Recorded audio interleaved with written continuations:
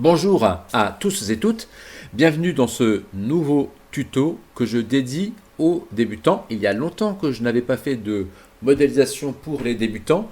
Je vous propose de modéliser cette pendule qui a été designée par Max Bill. Si vous voulez avoir des informations plus précises sur l'histoire de cette horloge et l'histoire de ce designer, je vous invite à aller regarder donc la petite chose que j'ai faite sur le site Podia dans les documents que j'appelle donc la petite histoire. Alors cette horloge, elle est en apparence très simple, mais je vais vous montrer une autre vue de cette horloge. Eh bien, on se rend compte qu'il va y avoir ici quand même une petite difficulté. C'est ce qui m'a fait hésiter en fait à dédier cette modélisation aux débutants, parce qu'il y a une petite difficulté ici. Alors on voit que ces aiguilles ont une forme, vous voyez, un petit peu d'arc de cercle.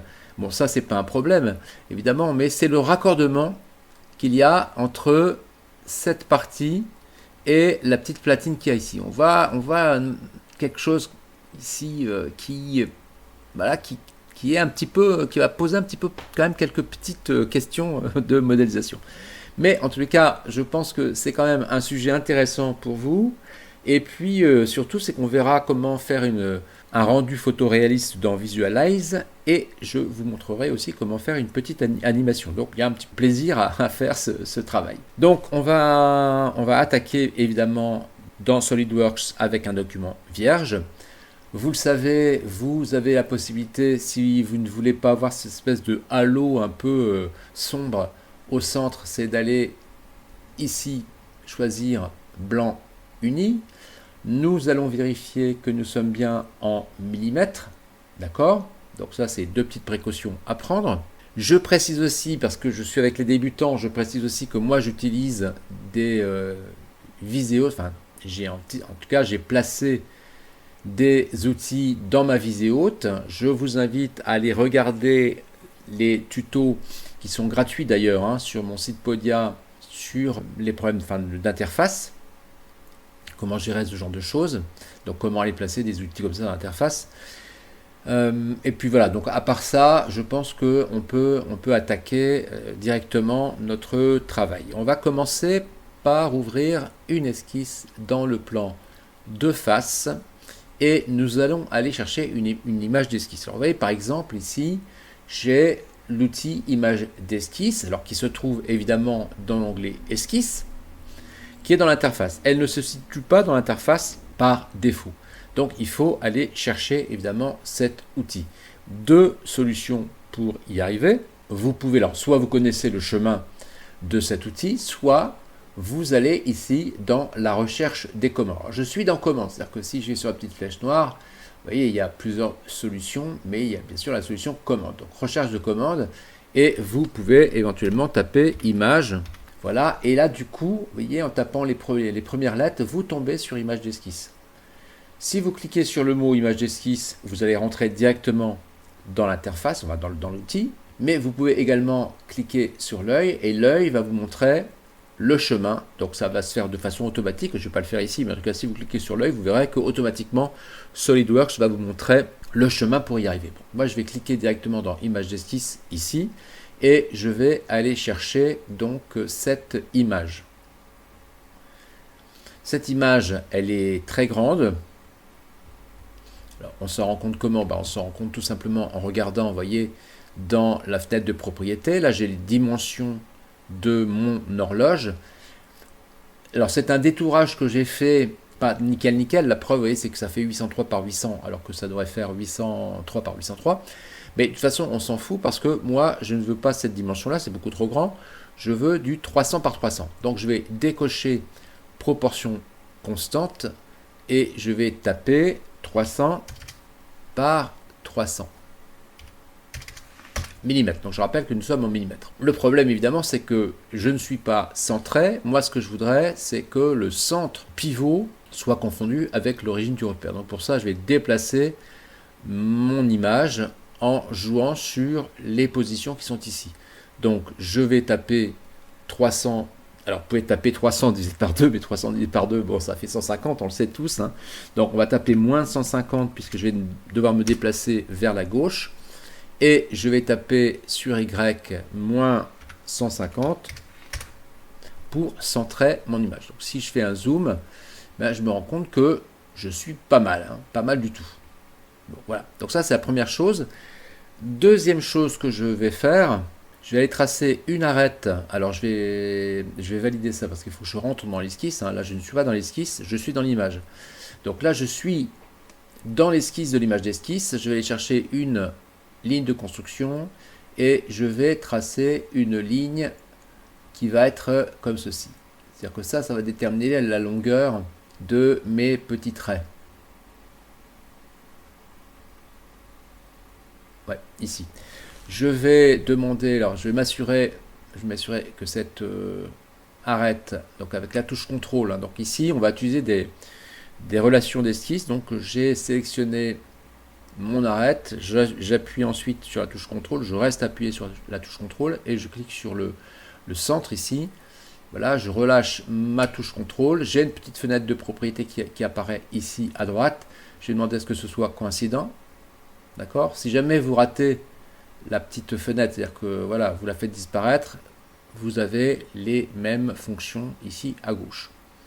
Donc, je vais aller faire un petit zoom. Avant de faire le zoom, peut-être que je vais tracer un cercle en fait. Je vais d'abord tracer un cercle. Comme ça, on aura... Alors oui, ici, ouais. Ici, il faut savoir aussi que j'utilise une roue d'outils. Donc, la roue d'outils, eh bien, comment est-ce qu'on l'obtient? On l'obtient en faisant un clic droit maintenu avec notre souris et en déplaçant légèrement la souris. Donc, je fais un clic droit maintenu, je déplace légèrement la souris et j'arrive sur cette roue d'outils. Alors, moi, j'en ai 8, j'en ai placé 8. Là, encore une fois, je vous invite à aller voir comment placer des outils dans cette roue d'outils parce que par défaut, il y en a 4. On peut en placer jusque 12. Mais je ne vais pas bien sûr expliquer tout ça ici dans cette leçon. Sachez simplement que tous ces outils d'esquisse, hein, vous les retrouvez là dans le gestionnaire de commandes de toute façon. Donc moi je vais chercher l'outil cercle, donc je suis dessus hein, de toute façon. Donc je vais donc me placer au centre et je vais tracer un cercle.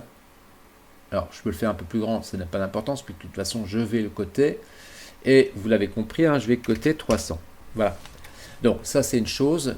Je vais le transformer, pardon, excusez-moi, je vais quand même le transformer en ligne de construction. Donc vous voyez, je resélectionne la ligne et je viens cliquer sur pour la construction. Et donc ce que je vais faire, c'est que je vais un peu prolonger ce point. Ici, je vais un peu réduire la longueur de ce point et je vais coter cette arête. Ça nous servira tout à l'heure. Hein. Donc là, j'ai voyé 68, 68.4, ça sera très bien. Et je vais faire un petit peu la même chose pour avoir la longueur de ces petits traits ici. Donc je vais retourner chercher l'outil arête. Voilà, comme ceci. Je vais demander à ce que cette arête et ce centre soient coïncidents. Voilà. Je vais juste vérifier quand même un truc.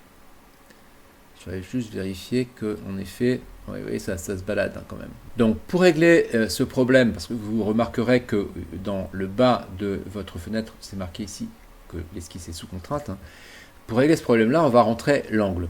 Cet angle, il faut le calculer, c'est très simple. Hein. Vous avez 1, 2, 3, 4, 5, vous avez 5 intervalles, mais vous avez évidemment 12 heures, donc 5 fois 12, c'est 60. 360 divisé par 60, ça va nous faire 6 degrés. Donc, hop, on va coter entre ça et ça, on va coter un angle de... Alors, sauf qu'il m'a pris le centre, il faut faire attention. Donc, il faut bien choisir l'arête et pas les centres des arêtes. Donc là, je peux effectivement rentrer une valeur de 6 degrés et nous allons réduire la longueur de cette arête. N'hésitez pas à faire un zoom. Voilà, on va faire comme ça et on va rentrer donc la longueur de cette arête. Pareil, attention, moi j'ai toujours tendance à viser, je ne sais pas pourquoi je vise le centre et paf, je me chope le point milieu. Donc hop, et on va faire une longueur de 10 mm. Ça me paraît très bien. Ok, eh bien on a préparé un petit peu le terrain, je valide. Donc cette image d'esquisse, on va la nommer, on va dire que c'est image d'esquisse. Alors comment est-ce que j'ai fait pour rentrer là-dedans? Alors soit vous faites un double clic pas trop rapide, hein, voilà, et du coup ça vous permet de rentrer là-dedans, soit si vous avez du mal à le faire, vous pouvez faire un clic droit et aller dans propriété de la fonction, ce qui vous permet de rentrer le nom des fonctions. Première chose que nous allons faire évidemment, c'est un simple bossage. Donc nous allons retourner dans le plan de face. Nous allons refaire, alors on peut réduire un petit peu ce plan là, on va aller rechercher l'outil cercle. Donc moi j'utilise bien sûr ma route outil, mais vous avez l'outil cercle ici, hein, d'accord? Donc moi je vais chercher mon outil cercle, je vais me placer au centre, je trace un cercle, je le cote à 300. Et une fois qu'il est coté, je fais donc dans fonction bossage et je vais rentrer l'épaisseur de 45 mm pour cet objet. Je vais inverser le sens, je voudrais que ça parte dans l'autre sens. Donc j'ai inversé le sens ici et je valide. Je vais retourner sur la face de devant. Donc ce que je peux faire ici, c'est masquer mon image d'esquisse. Donc je vais faire un clic gauche et je vais cliquer sur voilà, masquer. Je peux ouvrir une esquisse sur cette face et aller chercher donc un autre cercle qui va me donner l'épaisseur. Alors l'épaisseur, donc je crois que le deuxième cercle, c'est un cercle de 293. Donc hop, 293. Voilà. Et je vais donc faire un enlèvement de matière. Donc je vais dans fonction, enlèvement de matière. Et ici, ce que je voudrais faire, c'est que j'aimerais avoir une épaisseur de 7 mm dans le fond. Donc pour y arriver, eh bien, je vais choisir des conditions de fin. Donc c'est intéressant pour vous parce que vous allez voir qu'il y a dans SolidWorks des conditions de début, de départ, et des conditions de fin. Là, je vais utiliser une condition de fin. La condition de fin que je vais utiliser, c'est translater par rapport à la surface. Donc, je vais translater par rapport à quelle surface? Par rapport à la surface qui est en bas. D'accord? Je vais translater de 7 mm. Donc, ça va me donner l'épaisseur. Vous voyez, ici. Et là, il a translaté de 7 mm du bon côté. Si ça avait été du mauvais côté, nous aurions pu cliquer sur des inversions. Mais là, il est du bon côté. Donc, je vais valider ça. Voilà, et je me retrouve avec la première partie de cet objet. Pour continuer un petit peu dans ce travail, ça c'est ce premier tuto qui sera en accès libre, hein, donc sur ma chaîne YouTube. Eh bien, pour continuer, ce que je vais vous montrer, je vais vous montrer une image, voilà, de gros plan. Vous voyez ici, j'ai, c'est un petit peu façonné, hein, une espèce de petit creux, d'accord, là. Donc nous allons réaliser ça tout de suite. Donc pour ça, on va travailler dans le plan de droite. Donc le plan de droite, c'est celui-là, c'est celui qui coupe mon objet en deux. Je vais ouvrir donc une esquisse dans ce plan de droite. Alors ce que vous pouvez faire d'ailleurs, c'est nommer ça si vous le voulez. Hein. Bon, moi je ne vais pas le faire, mais toujours très intéressant dans un arbre de création de nommer les choses. Hein. Bon, là, je ne vais pas le faire tout de suite, mais je vais quand même essayer de penser à noter deux, trois petites choses de temps à autre. Donc, je vais ouvrir une esquisse dans le plan de droite et je vais aller tracer, en fait, je crois que je trace une spline. Donc, ça va être l'occasion de voir cet outil. Donc, mon outil spline, moi, je sais que je l'ai dans ma roue d'outils. Hein, vous voyez, il est là. Naturellement, vous pouvez aller chercher cet outil ici. Et on va aller placer donc tout simplement 2 points. Donc je place 2 points. Je vais coter la position de ces 2 points. Donc ici, par rapport au point qui est là et ce point-là, je vais rentrer une cote de 4 mm. Alors avant de coter la position de ce point, d'ailleurs je ne vais pas coter la position de ce point, alors on voit que ce point il se balade, hein, donc c'est la raison pour laquelle mon esquisse ici, je peux considérer qu'elle n'est pas totalement contrainte. Eh bien je vais aller tracer une ligne de construction horizontale qui va partir quelque part par ici, voilà comme ceci, et c'est cette ligne que je vais coter. Alors je vais la coter par rapport à un point qui est ici. Voilà, là j'ai coté ça à 1.6. Je vais déformer ma spline, donc je vais cliquer dessus et je vais faire apparaître, effectivement, je fais apparaître un jeu de tangentes. Donc ces tangentes, je peux les déformer, comme ceci.